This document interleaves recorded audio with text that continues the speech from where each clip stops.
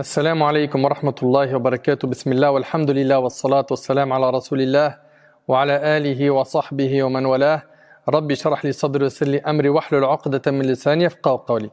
Mes frères et sœurs, en ces quelques minutes, on va parler d'un principe très important dans notre religion qui est extrait d'un hadith du prophète sallallahu alayhi wa sallam où notre bien-aimé sallallahu alayhi wa sallam a dit la main supérieure est meilleure que la main inférieure. La main qui donne est meilleure que la main qui prend. Combien sont nombreux ceux qui dépendent de leurs parents alors qu'ils ont de quoi? De se détacher de leurs parents. Ils ont la santé. Pour certains, ils ont des diplômes. Malheureusement, un grand nombre de gens dans notre Ummah préfèrent dépendre d'autrui, préfèrent tendre la main, préfèrent rester sans travailler. Et nombreux sont les hadiths du prophète sallam qui exhortent le musulman à manger du produit du travail de ses mains et à éviter par fierté de tendre sa main et de solliciter l'assistance des autres. Notre prophète sallam, quand on regarde dans sa biographie, dès son jeune âge, il n'a pas tendu la main. Alayhi salatu wassalam. Il a travaillé jeune, tôt. Pourquoi? Pour ne pas être un poids pour son oncle Abu Talib qu'il avait pris en charge. Et selon Al-Miqdam radiyallahu anhu, le prophète sallallahu alayhi wa sallam a dit jamais une personne n'a mangé une chose meilleure que ce qu'elle a acquis grâce au labeur de ses mains. Or, le prophète Daoud alayhi salam ne mangeait que du produit du travail de ses mains rapporté par l'imam al-Bukhari. Et selon Abu Hurayra radiyallahu anhu, le prophète sallallahu alayhi wa sallam a dit Daoud, le prophète David alayhi salam, ne mangeait que du produit de ses mains. C'est rapporté par al-Bukhari. Il fabriquait des armures, c'est dans le Bukhari. Et selon Abu Hurayra radiyallahu anhu, le prophète sallallahu alayhi wa sallam a dit et Zakaria, le prophète Zakaria, était menuisier. Et c'est rapporté par l'imam Muslim. Donc, les prophètes, qui sont les meilleurs des hommes, ils ont travaillé. Ils se sont pas dit, par rapport au poste que j'occupe, c'est la honte de bosser. Et ils ont travaillé, ils ont gagné l'argent avec la sueur de leur front. Et puis quand on travaille, ce qui nous est demandé en tant que musulmans, c'est de perfectionner notre travail. Le prophète sallallahu alayhi wa sallam a dit Allah aime quand l'un de vous fait un travail qu'il le perfectionne.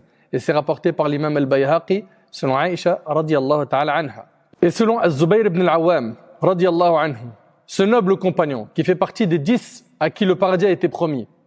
Le prophète sallallahu alayhi wa sallam a dit le fait que l'un de vous prenne une corde, écoutez attentivement s'il vous plaît, le fait que l'un de vous prenne une corde, puis va à la montagne pour en apporter un fagot.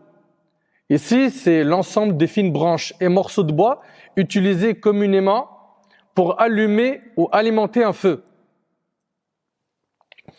Donc, le prophète sallallahu alayhi wa sallam nous dit, le fait que l'un de vous prenne une corde, puis il va à la montagne pour en apporter un fagot de bois sur son dos et le vende afin qu'Allah lui épargne l'humiliation de la mendicité, est meilleur pour lui que de tendre sa main aux gens qui lui donnent ou refusent de lui donner, rapporté par l'imam al-Bukhari. Bosse, sois pas un feignant. Gagne l'argent avec la sueur de ton front. Fais les efforts nécessaires pour ne plus dépendre d'autrui. Regarde ton âge. Regarde ta situation, regarde ta santé. Tu as les moyens de ne plus dépendre de ta famille, de tes parents. Et jusqu'à aujourd'hui, tu dépends d'autrui, de ton frère qui dépense pour toi, d'un tel autre qui t'achète des vêtements, d'un tel qui te donne l'argent de poche. Pourquoi est-ce que tu ne travailles pas? Il n'est pas permis à un musulman qui a la capacité de travailler pour subvenir à ses besoins, aux besoins de sa famille et de tous ceux qui sont à sa charge de recourir à la mendicité.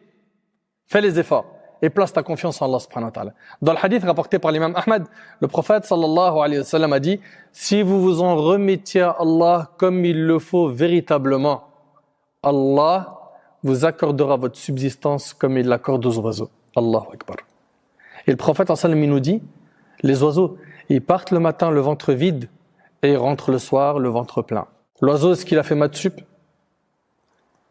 Est-ce qu'il est diplômé?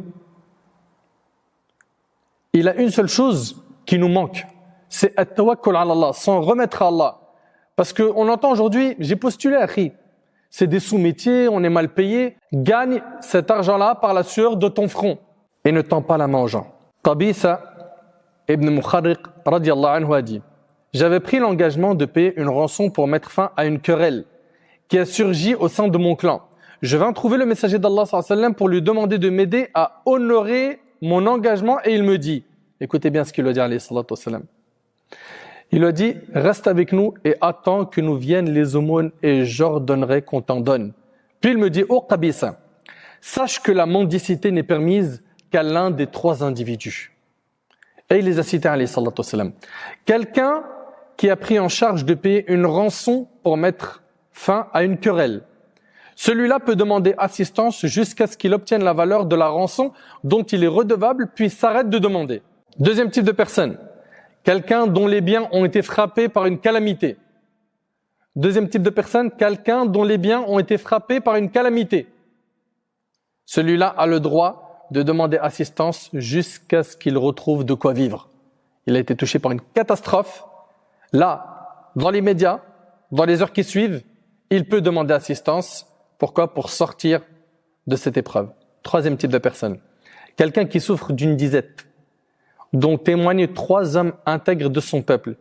Il lui est permis de demander assistance jusqu'à ce qu'il puisse subvenir lui-même à ses besoins, rapporté par l'imam Muslim. Sachez, mes frères et sœurs, que la mendicité est l'une des choses auxquelles le prophète sallam s'est fermement opposé et qu'il a interdit aux musulmans qui n'est pas dans une nécessité extrême qui le pousse à tendre la main. Car le recours à une telle pratique est de nature à porter atteinte à la dignité et l'honneur que tout musulman est tenu de préserver. Selon Abu Hurayra radiyallahu anhu, le prophète sallam a dit, et écoutez bien ces hadiths, wallah, ils font peur. Le prophète sallam a dit: celui qui mendie pour accroître ses biens ne mendie en réalité que des braises de l'enfer. Allahu Akbar. Qu'il demande peu ou qu'il demande beaucoup, rapporté par Muslim. Et selon Samura ibn Jundub radiyallahu anhu, le prophète sallallahu alayhi wa sallam a dit: la mendicité est une blessure que l'on fait à son propre visage, sauf si l'on s'adresse à une autorité ou si l'on est acculé par une nécessité réelle, rapportée par Tirmidhi. Subhanallah. Et selon Sahl ibn al-Hanzaliya radiyallahu anhu, le prophète sallallahu alayhi wa sallam a dit: quiconque mendie alors qu'il a de quoi subvenir à ses besoins. Et ils demandèrent au prophète sallallahu alayhi wa sallam quelle est la chose qui lui permettrait de subvenir à ses besoins. Et là, le prophète sallallahu alayhi wa sallam de répondre: de quoi manger le matin et le soir, rapporté par Ahmed. C'est-à-dire, il a de quoi manger le matin et le soir, et il tend la main. Le prophète sallallahu alayhi wa sallam, il dit quoi? Il est en train d'augmenter sa part de l'enfer. Tous ces hadiths nous exhortent à ne pas tendre la main, à garder notre fierté, à ne pas nous rabaisser à tendre la main. Le prophète alayhi salatu wa sallam dit également: celui qui est touché par le besoin et qui s'adresse aux gens pour en sortir ne voit pas la satisfaction de son besoin, mais s'il s'adresse à Allah, Allah ne tarde pas à lui octroyer tôt ou tard une subsistance suffisante, rapportée par Tirmidhi. Par ces terribles menaces, le prophète alayhi salatu wa sallam vise à sauvegarder la dignité du musulman et à lui apprendre de compter sur soi-même et à éviter la mendicité. Selon Thawban radiyallahu anhu, le prophète sallallahu alayhi wa sallam a dit: mettez-vous dans la peau des compagnons qui entendent ces paroles du prophète sallallahu alayhi wa sallam. Qui me garantit une chose et je lui garantis le paradis? T'imagines le prophète sallallahu alayhi wa sallam, il prononce ces paroles et tu es présent dans cette assemblée. Thawban, ce compagnon radiyallahu anhu, il dit: moi au messager d'Allah. Qu'est-ce qu'il lui dit le prophète sallallahu alayhi wa sallam à ce moment-là? Subhanallah. Il lui dit: la tas'alin nas shay'a. C'est simple. Il lui a dit: ne demande rien aux gens. Ne dépends pas des autres. Tends pas ta main. Après cela, écoutez attentivement, le fouet de Thawban tombait de sa monture. Il était sur une monture, un animal. Quand son fouet tombait, il se baissait pour le prendre et ne demandait à personne de lui donner. Et c'est rapporté par l'imam Ahmed avec une chaîne de transmission authentique. À partir du moment où il a entendu, il ne faut rien demander aux gens, il a compris le message. Radiyallahu anhu. Il ne tend pas la main. Et il y a ce hadith qui est fabuleux. Franchement, il est vraiment très, très, très impressionnant, ce hadith. Selon Abu Hurayra radiyallahu anhu, le prophète sallallahu alayhi wa sallam a dit: par celui qui tient ma vie entre ses mains, il est préférable que chacun d'entre vous prenne une corde et aille faire du bois, qu'il ramènera sur son dos pour le vendre, plutôt que d'aller mendier auprès de quelqu'un que celui-ci lui donne ou refuse l'aumône. Hakim ibn Hizam radiyallahu anhu a dit: Je sollicitais l'envoyé d'Allah sallallahu alayhi wa sallam et il me donnait l'aumône. Je suis venu de nouveau pour lui demander l'aumône. Il me l'a donné une troisième fois. Et le prophète sallallahu alayhi wa sallam le faisait sans cesse. C'est-à-dire que le prophète sallallahu alayhi wa sallam, à chaque fois que Hakim venait lui demander l'aumône, le prophète sallallahu alayhi wa sallam il lui donne. À la fin, le prophète sallallahu alayhi wa sallam lui a dit « Oh Hakim, regardez la leçon. Regardez comment un Nabi sallallahu alayhi wa sallam était impressionnant dans la manière d'éduquer les gens. » Il a dit « Oh Hakim, l'argent est une chose agréable. L'argent est une chose agréable, les gens ils aiment l'argent. » Il lui a dit « Celui qui le prend dignement, c'est-à-dire quoi dignement? C'est-à-dire qu'il n'est pas là à insister pour avoir de l'argent, à mendier, à tendre la main. Celui qui le prend dignement, il lui sera béni. Mais celui qui le prend avec avidité, celui-ci ne lui sera point béni, car il ressemble à l'homme qui ingurgite la nourriture sans jamais être rassasié. Allahu Akbar. Et c'est pas terminé, la leçon elle vient là. Et là le prophète sallallahu alayhi wa sallam lui dit, la main la plus haute est préférable à la main la plus basse. Allahu Akbar. Et on connaît très bien cette parole du prophète alayhi salatu wa salam, al-yadul ulya khayrun min al-yadi sufla. Hakim ibn Hizam, il entend ces paroles du prophète sallallahu alayhi wa sallam. Et il lui dit, ô envoyé d'Allah, je jure par celui qui t'a envoyé avec la vérité, qu'à partir de maintenant, je ne solliciterai plus personne jusqu'au moment de ma mort. Il a compris la leçon. Et nous, aujourd'hui, on a beau dire ces textes aux gens de notre communauté, ils ne comprennent toujours pas la leçon. Par la suite, Abu Bakr proposa de donner quelque chose à Hakim, mais il déclina l'offre. Puis Omar en fit de même, pour lui proposer quelques biens. Hakim refusa encore. Alors Omar radiyallahu anhu s'écria vers l'assistance, ô musulmans, leur lança-t-il, j'atteste devant vous que Hakim a refusé de prendre sa part du butin que je lui proposais et qui lui revenait de droit. Depuis son histoire avec le prophète sallallahu alayhi wa sallam, Hakim n'accepta plus rien de qui que ce soit jusqu'à son décès. Et c'est rapporté par Bukhari et Muslim.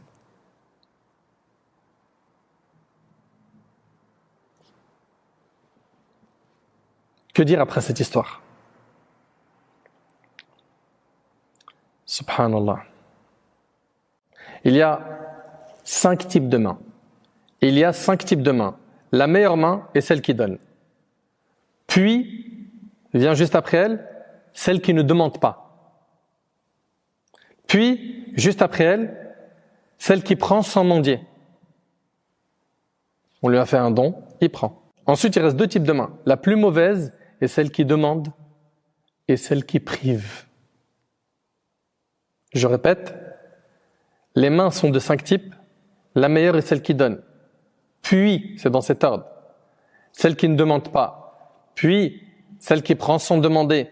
La plus mauvaise est celle qui demande et celle qui prive. Et il faut comprendre que quand tu travailles, même si tu n'as pas réussi à atteindre le meilleur emploi, l'essentiel c'est que tu ne tends pas ta main. Oui, mais moi j'ai envie d'être riche, c'est pour ça pour l'instant je travaille pas, parce que moi je veux la richesse. Sache déjà premièrement que la vraie richesse est celle du cœur. Est-ce que tu as enrichi ton cœur ou est-ce que tu penses qu'à enrichir tes poches? Selon Abu Hurayra radiyallahu anhu, le prophète sallallahu alayhi wa sallam a dit, la richesse ne consiste pas en l'abondance des biens, mais la vraie richesse est celle de l'âme. Et celle de l'âme. Ahbab al-Kiram, Omar ibn Khattab radiyallahu anhu rapporte que le prophète sallallahu alayhi wa sallam me faisait des dons, mais je lui disais, donne-le à celui qui est plus pauvre que moi. Prends-le, me disait-il, si tu reçois une part de ce genre de biens sans me l'avoir demandé et sans en avoir de l'avidité. Prends-les. Tu peux en disposer ou en faire aumône. Mais ne convoite pas ce qu'on ne te donne pas. Donc, chacun d'entre nous doit comprendre cette leçon. Et les compagnons, radiyallahu anhum, ils l'ont comprise. La dunya, elle était en dessous de leurs pieds. Et au-dessus de leur tête, c'était l'akhira. Et pas ce qu'on voit aujourd'hui. Au-dessus de leur tête, c'est la dunya. Et l'au-delà, c'est en dessous de leurs pieds. Écoutez attentivement, il y a une différence entre posséder de l'argent ou l'argent te possède. Et aujourd'hui, on a beaucoup de gens, c'est l'argent qui les possède. Ce sont des esclaves de l'argent. Ils ne vivent, ils ne respirent que pour l'argent. C'était pas le cas des compagnons radiyallahu anhu. Les compagnons ont compris que l'argent c'est un moyen. Un moyen pourquoi? Pour gagner le paradis d'Allah subhanahu wa ta'ala. Et non un but. Beaucoup de gens aujourd'hui voient l'argent comme étant un objectif, un but à atteindre. C'est un moyen. Et si tu as de l'argent et tu es quelqu'un de pieux, bah forcément tu vas faire des bonnes choses avec. Et le prophète sallallahu alayhi wa sallam, dans le hadith rapporté par l'imam al-Bukhari dans l'Adab al-Mufrad, selon Amr ibn al-As radiyallahu anhuma, a dit quelle bonne chose est l'argent bon pour un homme pieux. Quelle bonne chose est l'argent bon pour un homme pieux. Et c'est pas interdit d'avoir de l'argent. Beaucoup de compagnons en avaient. Comme c'était le cas de Uthman ibn Affan radiyallahu anhu, qui était riche, de Abdurrahman ibn Auf, de Sa'd ibn Rabi' et d'autres. Mais, je le dis, je le répète, la dunya n'a pas pénétré leur cœur. C'est la grande différence qu'il y a entre nous et eux. Allah tabaraka wa ta'ala, il nous dit وَمَن يُوقَ شُحَّ نَفْسِهِ فَأُولَٰئِكَ هُمُ الْمُفْلِحُونَ. Quiconque se prémunit contre sa propre avarice, ceux-là sont ceux qui réussissent. Ici, on voit quoi? Que celui qui a de l'argent, il doit faire très attention à ne pas tomber dans l'avarice. Et subhanallah, Allah Ta'ala, il nous parle de nos ancêtres, rahimahumullah. Il nous dit, Azza wa Jal, dans Surat Al-Baqarah, « Lil-fuqara alladhina uhsiru fi sabilillah la yastati'una darban. لا يستطيعون ضربا في الأرض يحسبهم الجاهل أغنياء من التعفف تعرفهم بسيماهم لا يسألون الناس إلحافا. » Aux nécessiteux qui se sont confinés dans le sentier d'Allah, nous pouvons parcourir le monde et que l'ignorant croit riche parce qu'ils ont honte de mendier. Et ça existe toujours, alhamdulillah.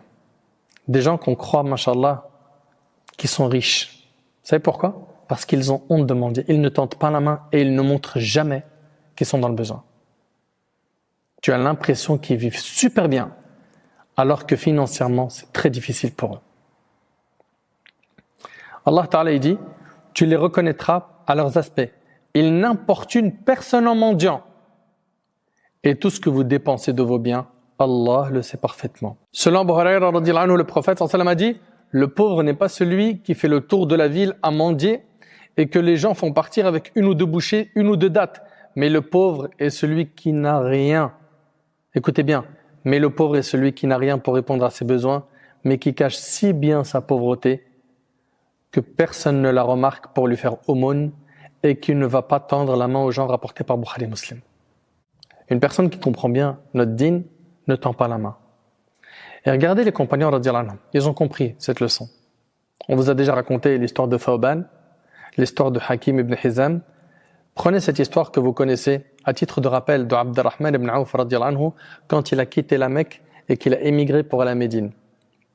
Il arrive à Médine, il n'y a pas de promesse d'embauche qui l'attend, il n'y a pas un logement qui l'attend, il s'y rend pour sauver sa religion. Et quand il arrive là-bas, le prophète sallallahu alayhi wa sallam va fraterniser entre les muhajirines, donc les musulmans qui ont émigré de la Mecque à Médine, et les Ansar, les musulmans de Médine.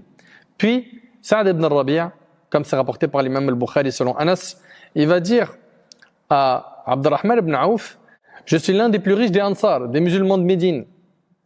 Ma richesse, je la partage avec toi en deux. Et j'ai deux femmes, regarde celle d'entre elles qui te plaît, afin que je la divorce et qu'après tu puisses te marier avec elle. Franchement, on te fait une telle proposition, toi qui es dans le besoin. Tu lui dis quoi? Jazakallah khair, franchement, fallait pas, c'est trop. Tu sais quoi, moi, la moitié de ta richesse, ça fait trop. Bon, à la rigueur, une femme, oui. Voilà, aujourd'hui, on le sait, hein. Soyons francs. Les gens ne refusent pas ce type d'offre. Qu'est-ce qu'il a répondu, le compagnon? Il a dit qu'Allah bénisse ta famille et tes biens. Montre-moi où est le marché. Et il est parti au marché. Il a commercé jusqu'à devenir lui-même un parmi les compagnons riches. Radiyallahu anhum ajma'in. Le prophète alayhi salatu wassalam nous enjoint donc de ne pas tendre la main. Et écoutez ce hadith avec concentration parce que wallahi, j'ai juré par Allah, il est très très fort. Et si chacun d'entre nous prend le soin d'écouter ce hadith avec les oreilles de son cœur, bi'idhnillah, ça aura un effet sur toi. Abu Sa'id al-Khudri radiyallahu anhu rapporte ceci. Un groupe d'Ansar, donc les musulmans de Médine, ils demandèrent assistance matérielle au prophète sallam qu'il a leur de l'un. Puis, ils lui en demandèrent de nouveau. Il leur a donné de nouveau. Et ça a été ainsi jusqu'à l'épuisement de tout ce qu'il avait, alayhi salatu wassalam. Une fois qu'il avait tout dépensé, sallallahu alayhi wa sallam, regardez la rahma que contenait son cœur. Le prophète sallam, il leur a dit, tant que je détiendrai quelque chose, je n'en serai jamais avare avec vous. Tant que j'ai, je vous donnerai. Sallallahu alayhi wa sallam. Mais regardez ce qu'il va donner comme leçon aux compagnons. Mais celui qui se refuse par fierté d'âme de tendre la main aux autres, Allah lui sauvegarde sa fierté. Moi, j'aimerais bien que vous sortez avec ce hadith parce qu'il n'est pas fini et il est consistant. Le prophète sallallahu alayhi wa sallam a dit, mais celui qui se refuse par fierté d'âme de tendre la main aux autres, Allah lui sauvegarde sa fierté. Celui qui n'exprime pas son besoin, Allah le met au-dessus du besoin. Qu'est-ce que tu veux de plus? Qu'est-ce que tu veux de plus? Celui qui n'exprime pas son besoin, Allah le met au-dessus du besoin. Allah Azza wa Jal, il te suffit. Allah, il t'accorde la subsistance qu'il te faut. Celui qui s'astreint de patienter, Allah lui en donne la force. Celui qui s'astreint de patienter, Allah lui en donne la force. Nul n'a reçu de don meilleur et plus abondant que celui de la patience, rapporté par l'imam al-Bukhari et Muslim. Subhanallah. N'exprime pas ton besoin aux humains. Exprime-le à Allah. C'est dur, tu es en train de vivre des temps difficiles financièrement parlant. Tu es arrivé aux lignes rouges, tends plutôt tes mains vers Allah et pas vers les gens. Et demande à Allah. Allah il va te faciliter. Wallahi al-azim, il va te faciliter. Et d'après Ibn Abbas, le prophète a dit, passez-vous des gens, ne serait-ce que pour un morceau de siwak. C'est rapporté par le Bazar. C'est-à-dire que le musulman, dans la mesure du possible, ne doit rien demander aux gens, même s'il s'agit d'une chose qui est comme un siwak, qui ne vaut pas grand-chose financièrement parlant. Et je termine avec une dernière recommandation. Depuis tout à l'heure, on est en train de dire, gagne l'argent avec la sueur de ton front, ne dépend pas des autres. Certains gagnent l'argent avec leurs propres efforts, mais c'est des efforts qu'ils investissent dans le haram. C'est vrai, il ne prend plus rien de ses parents, il ne tend pas la main. Mais il gagne ça dans quoi? Dans le haram. Je vous invite à visionner, Inch'Allah, la vidéo sur l'argent sale, afin de prendre conscience que c'est ultra grave de gagner son argent de manière illicite. Le prophète, alayhi salatu wassalam, a dit, toute chair qui s'est nourrie de l'illicite, c'est l'enfer qui lui convient le mieux. Et également, le prophète, dans le hadith de Abdullah ibn Mas'ud, le prophète a dit, ayez de la pudeur envers Allah comme il se doit. Et en fait, ce qui nous manque, nous, c'est de la pudeur envers Allah. On n'a pas assez honte d'Allah subhanahu wa ta'ala. Les compagnons répondirent, ô messager d'Allah, nous avons de la pudeur envers Allah, louange à lui. Il dit, alayhi salatu wassalam, ce n'est pas cela, mais la pudeur envers Allah, comme il se doit, c'est de préserver la tête et ce qu'elle renferme. La vue, l'ouïe, la langue, et le ventre, et ce qu'il contient. Le ventre est ce qu'il contient. Et parmi ce qu'ont dit les savants, il y a le fait de gagner uniquement son argent par quoi? Par une source licite. Que tu te rappelles la mort et la décomposition du corps. Quiconque désire le bien-être dans l'au-delà, délaisse les ornements de ce monde. Celui qui agit de la sorte aura effectivement concrétisé la pudeur envers Allah, rapporté par l'imam Ahmad et At-Tirmidhi. Donc travaille, gagne l'argent avec la sueur de ton front, fais un boulot qui est halal, et surtout pendant ton travail, respecte ta religion, respecte ton din. C'est-à-dire quoi? C'est-à-dire tout ce qui est salat, hijab, jumu'ah, tout ce qui est obligatoire, fais le nécessaire et demande aux riches, Azza wa Jal, Wallahi, si tu as réellement confiance en lui et que tu fais les causes nécessaires, Allah va te faciliter. Mon frère ainsi que toi, ma sœur, j'espère que le message, tu l'as bien compris. Le musulman, il ne tend pas sa main. Le musulman, il n'est pas là à dépendre d'autrui. Le musulman, il se lève de bon matin, comme la majorité des gens. Il va au boulot, il gagne l'argent avec la sueur de son front, il rentre, il est fatigué comme la plupart des gens, il se repose et c'est comme ça. La vie, elle est comme ça. Rappelle-toi que les prophètes, ils ont travaillé. Tu n'es pas meilleur qu'eux pour dire, moi, j'ai pas besoin de travailler. Voilà, mes parents sont là, ils me suffisent. Mon frère, il dépense pour moi. Ne sois jamais de cela. Qu'Allah subhanahu wa ta'ala nous facilite de mettre en pratique ce qu'on entend. أسأل الله سبحانه وتعالى أن ينفعني بما قلت وينفعكم بما سمعتم هذا ما أعلم والله عز وجل أعلى وأعلم سبحانك اللهم وبحمدك أشهد أن لا إله إلا أنت أستغفرك وأتوب إليك والسلام عليكم ورحمة الله وبركاته